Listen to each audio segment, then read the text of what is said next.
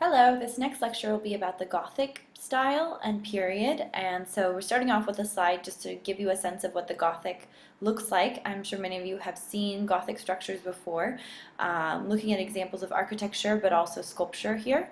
So things to notice, things like the strong vertical pull or a vertical emphasis that we see in churches. We tend to see a lot of pointed arches. We tend to see a lot of fairly ornate vaulting, so you can just get a little peek of the vaulting here, which is that covering of the church structure with a curved form. We see a lot of gables, these kind of triangular forms, a lot of triangular forms with and also those pointed arches. More of these gables here with little crockets sticking out, large rose windows, thin lancet windows, which are these kind of long pointy windows. Here you can just see a really large rose window as well.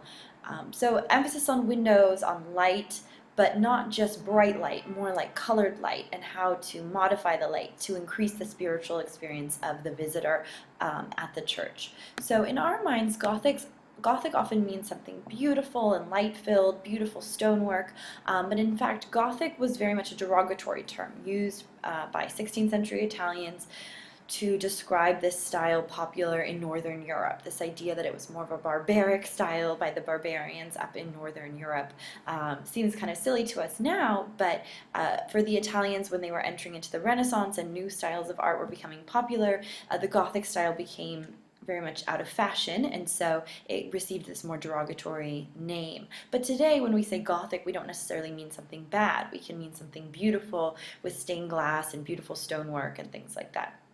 So it dominated especially Northern Europe from the middle of the 12th century until the 15th century, plus or minus a few years depending on what region you're in.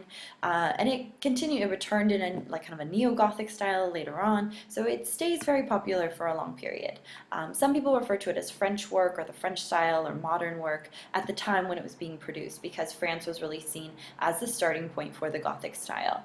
And Gothic art tended to be more popular in cities rather than rural monasteries. So in the Romanesque period, we were focusing on pilgrimage churches, churches that people would go to that were way in difficult areas to get to, that were hard to get to. These churches tend to be in more urban areas, so we will see more of an idea about urban flourishing associated with the Gothic style. So we'll start off with Abbot Suger and his church of St. Denis, which is just outside of Paris. So St. Denis was the church where the French monarchs were buried, so very important royal church, and he wanted to increase the prestige of the monastery and also his own abbey, his own prestige, by rebuilding the original Carolingian basilica, so enlarging the basilica that was there previously. He was definitely up at the top in terms of the people he interacted with. He was an advisor to both Louis VI and Louis VII, and even served as regent when Louis VII went away on a crusade. So Suger talks about the light that he's introducing into the church in his writing in the Book of Suger, but also talks about the sculpture work that he's incorporating, the metal work that he's incorporating. So most books really emphasize the stained glass, but in his writing he does talk about the entire, what he wants to do to change his church, which incorporates a lot of different elements. It emphasizes that churches are not just stained glass, that they have many different elements, and that it took a lot of work to build these churches. So we start off by looking at the ambulatory, where things really got started at his church of St. Denis. So right around 1140, you see this ambulatory become much more open, almost looking like a spider web in terms of all the complex vaulting systems that are going on here. So you can see that it's being supported by structures that look almost like arrows pointing inwards, kind of a system of buttressing where the support is really put outside the structure. This allows for larger windows to be introduced and also for complex systems of masonry vaulting. If we look at the ambulatory, you can see that it's a much more open style, much more open and airy style than we saw in the Romanesque period, where I mentioned that things tended to be a little heavier, more dungeon-like in the Romanesque period. Remember, they were scared about cutting windows into those structures because they were using so much masonry, they were worried about the weight. Well, now they're gaining more confidence and gaining more ability in terms of their engineering. So by having more of these pointed arches, you get more of a vertical emphasis, and also they're learning how to put some of the buttressing on the outside of the church, so this allows for larger windows.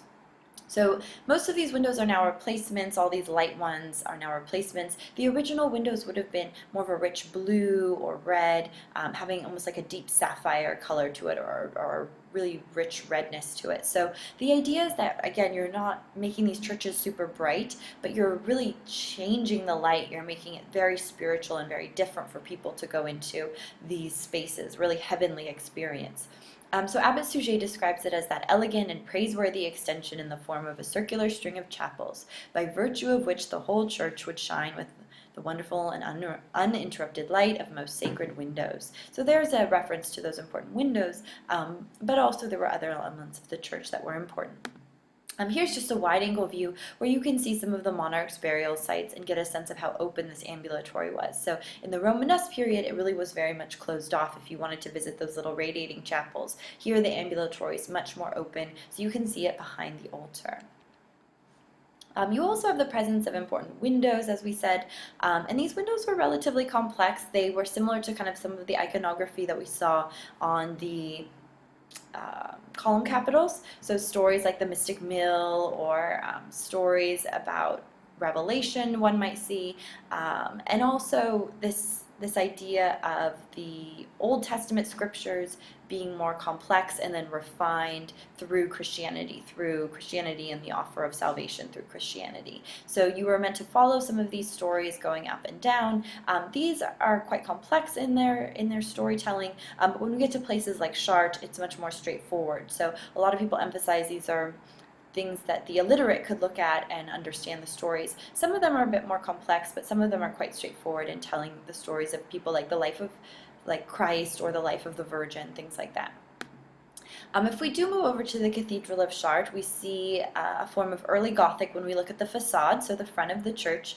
So they were building the church in this new Gothic style that Abbot Suger had initiated at St. Denis. The Abbot of Chartres wants to incorporate it into his new church.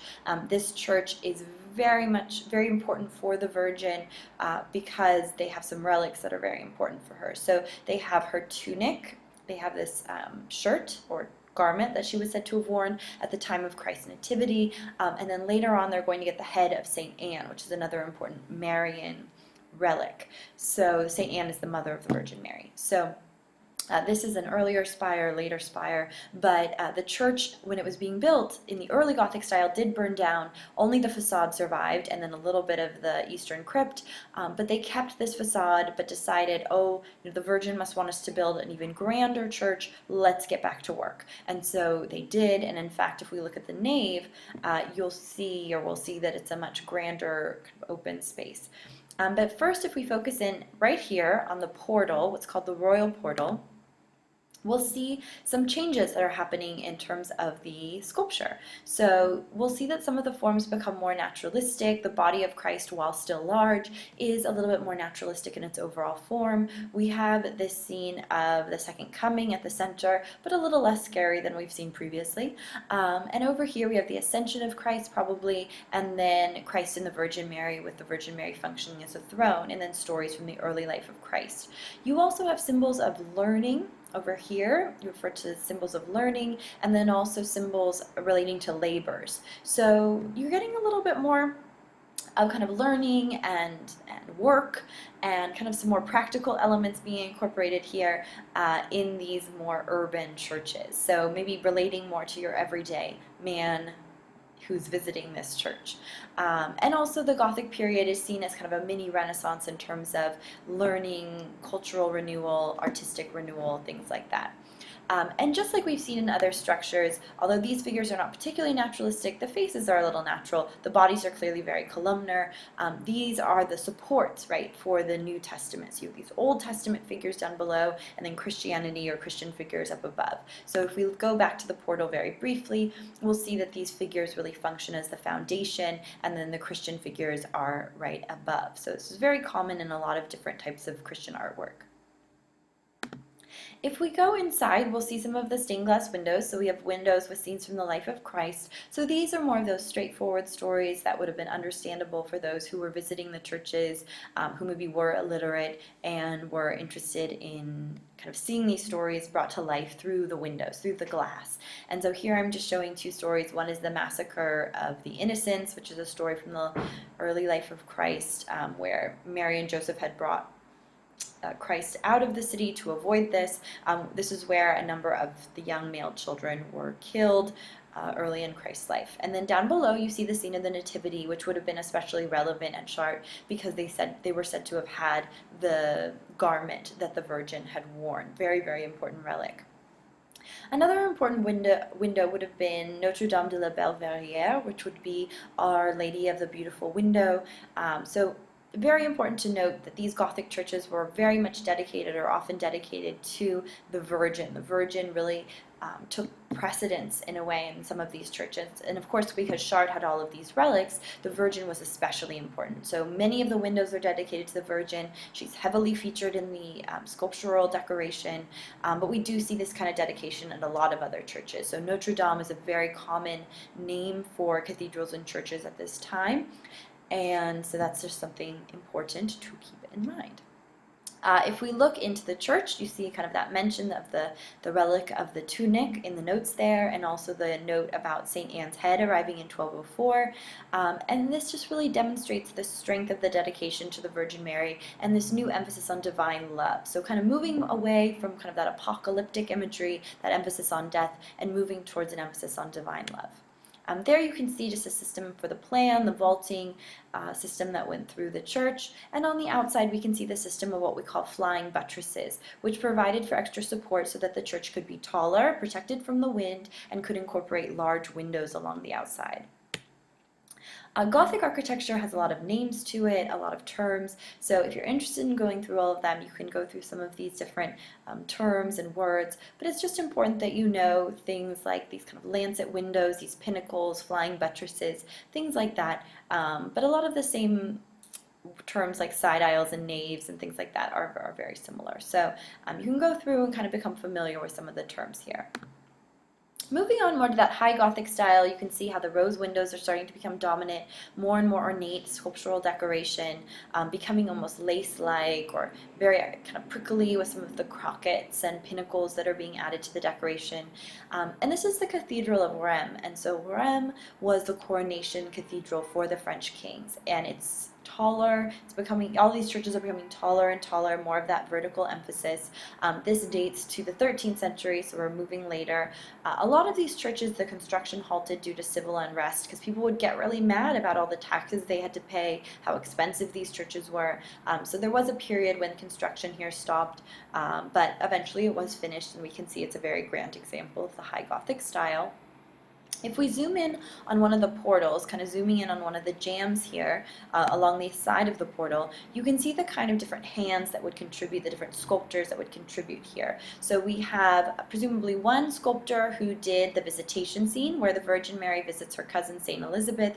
St. Elizabeth, of course, is pregnant with John the Baptist. The Virgin is pregnant with Christ. There's kind of this moment of recognition and excitement. And then also you have the scene of the Annunciation. And this seems to be two separate sculptors. This sculptor who sculpted the angel Gabriel seems to be very used to sculpting in more of a courtly Gothic style, which tends to emphasize very delicate features, thin bodies, the kind of Gothic, what we call the S curve, where you have this kind of sloping to the body, or this gentle curve to the body. And then the body of the Virgin seems very humble and simple, with less emphasis on drapery than, for example, what we see over here in the visitation scene. And the Annunciation scenes, of course, when the angel Gabriel is telling the Virgin that she is pregnant with Christ. So often this is also called the Incarnation, where the Christ becomes incarnate in her womb. So you have this very friendly-looking angel, probably an angel that was sculpted for somewhere else in the church, and then they needed an angel Gabriel, so they used it over here on the door jamb. But just showing how this is a bit of a communal activity. Next, we see the demon gargoyle here, where you can see this figure. Gargoyles often were featured on the outside of these churches as a way to get rid of the filth, right? So you have the system of drainage, and then the drainage would go through the mouths of the gargoyle and spit out the filth. And so this is a way of keeping dirt away from the churches. So you can see that this gargoyle is more ornamental. This one's probably just warding off evil, but a lot of these gargoyles were functional and actually would have water coming out of their mouths when it was raining to clean, this idea of cleaning the church and keeping things, dirt away from the church. But also, of course, warding off evil, warding off bad things, keeping people wary of bad things. That can also be the function of the gargoyle.